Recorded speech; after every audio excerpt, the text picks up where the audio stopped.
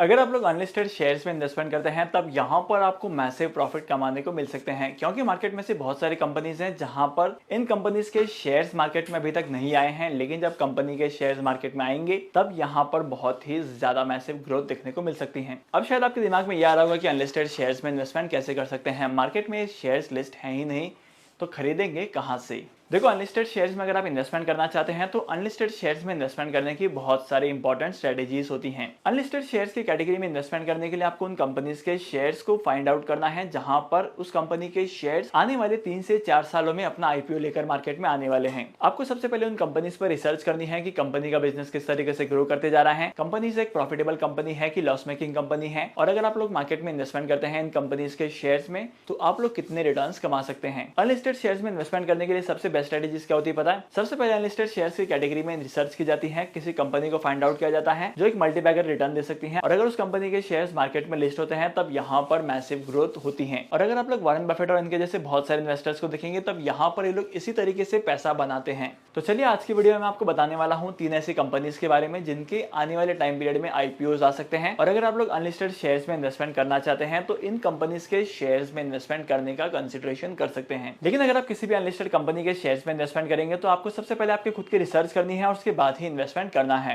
ये वीडियो सिर्फ और सिर्फ एजुकेशनल पर्पस के लिए बनाया गया है। अनलिस्टेड शेयर्स की कैटेगरी में सबसे पहले शेयर का नाम है मोहन मैकिंग। बेसिकली बहुत ही बड़ा ब्रांड है और यहाँ पर इस कंपनी के अगर आप वैल्यूएशंस को देखेंगे तो इस कंपनी की वैल्यूएशंस भी काफी अट्रैक्टिव हैं और यहाँ पर कंपनी के सेल्स का वॉल्यूम भी ग्रो करते जा रहा है। और तो और अगर आप कंपनी के मार्केट शेयर को देखेंगे तो कंपनी का मार्केट शेयर भी डे बाय डे इंक्रीज होते जा रहा है। और सबसे खास बात तो यह है कि इस कंपनी ने सेक्टर में प्राइसिंग पावर अचीव की है, मतलब कंपनी अपने हिसाब से प्राइसेस को सेट कर सकती है और अपने हिसाब से प्रॉफिट्स को अर्न कर सकती हैं। अगर आप किसी ऐसी कंपनी के शेयर में इन्वेस्टमेंट करते हैं जिस कंपनी का प्रॉफिट अट्रैक्टिव हो और उस कंपनी का मार्केट में प्राइस प्रोटेक्शन हो, तब यहाँ पर आपको उस कंपनी के शेयर से काफी ज्यादा अट्रैक्टिव रिटर्न्स कमाने को मिलते हैं। और करंटली अगर आप इस कंपनी के प्रोडक्ट कैटेगरी को देखेंगे तो यहाँ पर कंपनी अपने प्रोडक्ट कैटेगरी को भी एक्सपांड करते जा रही है। अब प्रोडक्ट कैटेगरी को एक्सपांड करने का मतलब यह है कि फ्यूचर में आने वाले टाइम पीरियड में इस कंपनी के शेयर होल्डर्स को काफी ज्यादा अट्रैक्टिव रिटर्न्स मिलेगा अगर ये कंपनी मार्केट में अपना आईपीओ लेकर आने वाली है। तो अगर मार्केट के एनालिसिस की बात करें तो मार्केट के बहुत सारे एनालिस्ट का कहना है कि आने वाले 2 से 3 सालों में इस कंपनी के शेयर्स मार्केट में आएंगे और यहाँ पर आप लोग इन्वेस्टमेंट कर सकते हैं अनलिस्टेड शेयर्स की कैटेगरी में। इसके बाद सेकंड कंपनी टाटा ग्रुप की है और इस कंपनी का नाम है टाटा टेक्नोलॉजीज। अगर आप करंटली मार्केट में देखेंगे तो करंटली मार्केट में टाटा टेक्नोलॉजीज के शेयर्स को लेकर बहुत ही ज्यादा न्यूज आ रही है कि मार्केट में कंपनी के शेयर आएंगे और यहाँ पर इन्वेस्टमेंट करने वालों का नंबर्स भी बहुत ज्यादा अट्रैक्टिव हो चुका है। मेरे कहने का मतलब यह है कि यहाँ पर बहुत सारे लोग तो ऐसे हैं जो इसलिए इन्वेस्टमेंट करने वाले हैं क्योंकि ये टाटा ग्रुप ऑफ कंपनीज हैं।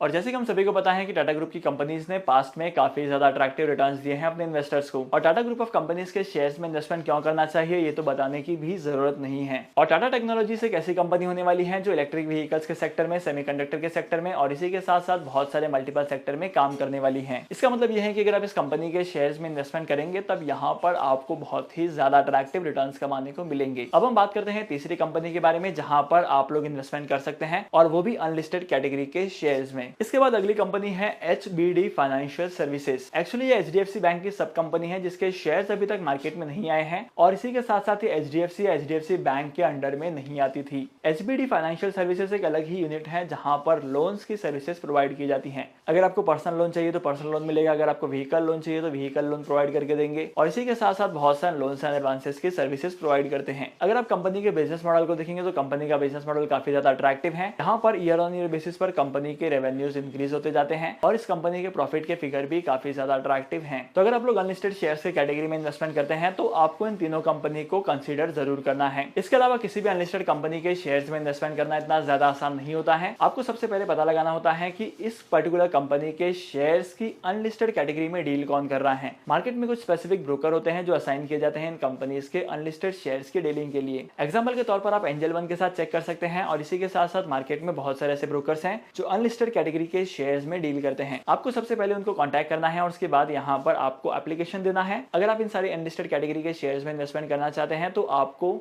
इन्वेस्टमेंट थोड़ा सा बड़ा करना पड़ेगा, क्योंकि अगर आप लोग आईपीओस में इन्वेस्टमेंट करते हैं तब यहाँ पर आपको 15,000 का इन्वेस्टमेंट करना पड़ता है। लेकिन अगर आप लोग अनलिस्टेड कैटेगरी के शेयर्स में इन्वेस्टमेंट करना चाहते हैं तो यहाँ पर आपको 1 लाख या 1 लाख से ज्यादा का इन्वेस्टमेंट भी करना पड़ सकता है। तो अनलिस्टेड कैटेगरी के शेयर्स में इन्वेस्टमेंट करने के लिए उस पर्टिकुलर ब्रोकर के साथ आपको डीमैट अकाउंट ओपन करना है और उसके बाद आपको अप्लाई करना है और उसके बाद आपको पेमेंट करनी है। इस प्रोसेस को फॉलो करके आप अनलिस्टेड कैटेगरी के शेयर्स में इन्वेस्टमेंट कर सकते हैं। और जब इन सारी कंपनीज के शेयर्स मार्केट में आते हैं तो उस कंपनी के रिटर्न्स के हिसाब से आपको रिटर्न्स कमाने को मिलते हैं। डीमैट अकाउंट ओपन करने के लिए टॉप 3 ब्रोकर्स का लिंक मैंने आपको डिस्क्रिप्शन में दे दिया है, वहां पर जाकर आप डीमैट अकाउंट ओपन कर सकते हैं और स्टॉक मार्केट में इन्वेस्टमेंट करना स्टार्ट कर सकते हैं। तो आज के इस इंपॉर्टेंट वीडियो को यहीं पर खत्म करते हैं। मैं आपको मिलूंगा अगली वीडियो में नए टॉपिक के साथ, एक इंटरेस्टिंग टॉपिक के साथ। तब तक के लिए signing off, happy investing and good bye.